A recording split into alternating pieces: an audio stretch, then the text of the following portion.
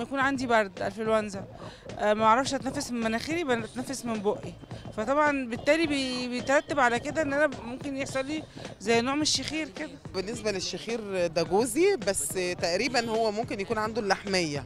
عندي مشكلة في التنفس وبالتالي بيحصل مني أصوات وأنا نايم، وطبعا ممكن بتزعج العنصر الآخر برضه. في حد اعرفه بيشخر وانا نايم جدي. بشخر ونايم، بشخر ونايم.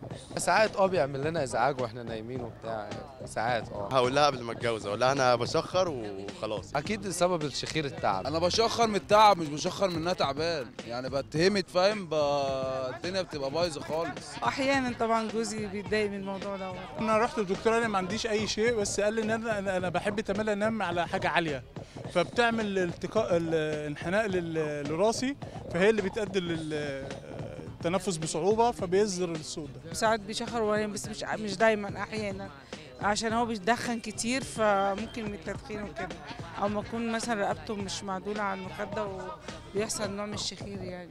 بيضايقني طبعا، يعني بالتأكيد بقوم من النوم طبعا في مشكلة طبعا، بصوته بيبقى عالي وبيبقى فيها إحراج حتى لما يكون عندي ضيوف مثلا. بقينا اصحاب يعني، الشخير ده بقى مصاحب لينا. ربنا يشفيهم، لان الموضوع ده الشخير اللي هو ضيق في الجهاز التنفسي، يعني ده يا ريت يعالجوه، لان هو بيبقى بصراحه مقزز ومش كويس والناس بتنفر منه. عمي فعلا عنده الموضوع ده صعب جدا، يعني عنده نفسه تقيل جدا لدرجه ان هو اصلا ما بيعرفش اصلا يرتاح، ما بيعرفش ينام اساسا يعني. دكتور مين يا باشا؟ يعني دكتورنا ربنا، ما نروحش للدكاتره.